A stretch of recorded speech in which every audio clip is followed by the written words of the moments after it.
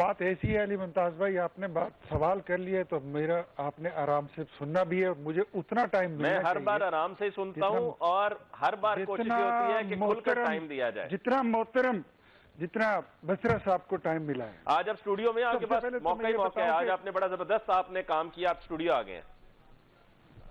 میرا تو یہ خیال تھا کہ آج بصرہ صاحب میرے ساتھ ادھر بیٹھیں گے. میں تو آج اس نیت سے آیا تھا کہ آج ان کے ساتھ روبرو یہاں پہ ملاقات ہونی ہے، لیکن اور رات کو انہوں نے مجھے بتایا بھی تھا، مجھے معلوم ہوا تھا کہ یہ اسٹوڈیو میں آئیں گے، میں اس لیے اسٹوڈیو آ گیا ہوں. دیکھیں، میں پہلے بھی بتا چکا ہوں آپ کے شو میں کہ ہمیں اس سے کوئی پرابلم نہیں ہے کہ اگر ان کی کوئی لائیو دکھاتا ہے 100 بار دکھائے، اگر ان کی تصویر لیک ہوتی ہے 100 بار لیک ہو، we don't have any problem, ہمیں کوئی مسئلہ نہیں ہے. کیا ہوگا؟ ان کی تقریریں کیا پہلے ہم نے نہیں سنی؟ ان کی تصویریں کیا ہم نے پہلے نہیں دیکھی؟ یہ اپنی تقریروں میں کیا کہتے ہیں وہ ہم نے نہیں دیکھی؟ یہ کورٹ کا ڈومین ہے اور کورٹ کو ڈیسائیڈ کرنا ہے کہ کس معاملے کو.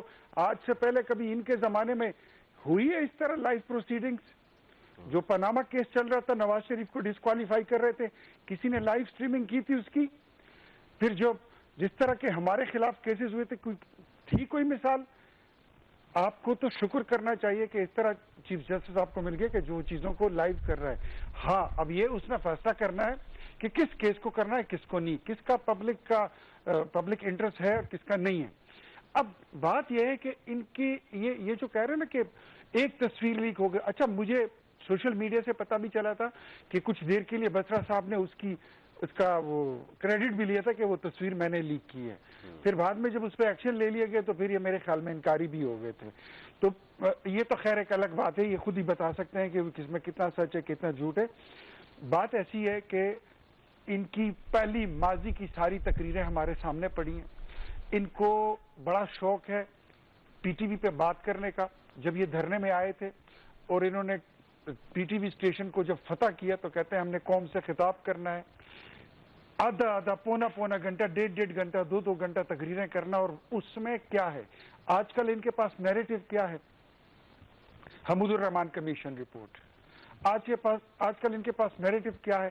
سکوت ڈاکہ، پاکستان کی تقسیم، پاکستان کو 2 لاکھ کرنا، بنگال کی باتیں.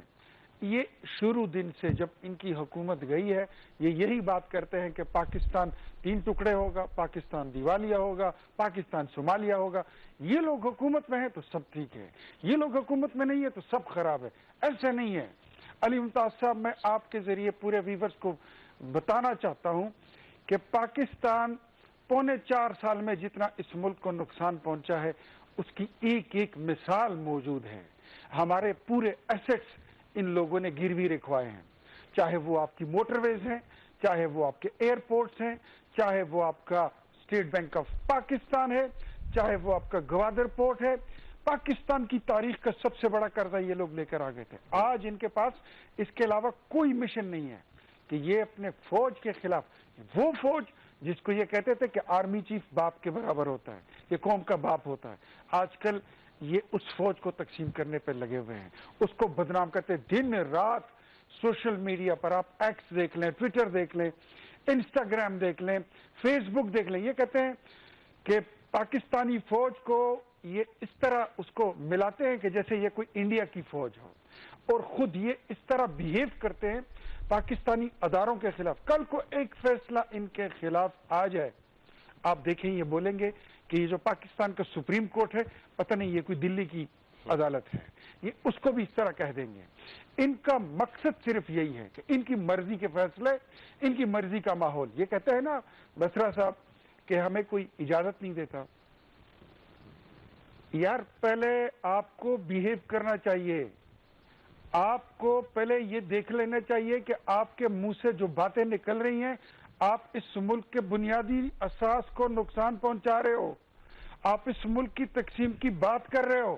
یہاں پر جو لوگ پولیٹیکل پارٹیز بیٹھی ہوئی ہیں یہ ان کی ذمہ داری ہے اور ذمہ داری کا احساس ہے کہ آپ کو کچھ کہتے نہیں ہیں، برداشت کر رہے ہیں اور انتظار کر رہے ہیں کہ آپ کل بالغ ہو جائیں گے، آپ کل عقل آ جائے گی، آپ کو پرسوں آپ سمجھ جائیں گے.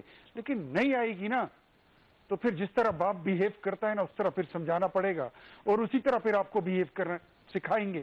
یہ ضروری نہیں ہے کہ کہ آپ جمہوریت کا لباسہ اوڑھ کر ایک سیاسی جماعت کا جامہ پہن کر آپ پاکستان کے وجود پر حملہ آور ہوں اور آپ کو کچھ کوئی نہ کہے. کبھی بھی اس طرح ہو نہیں سکتا.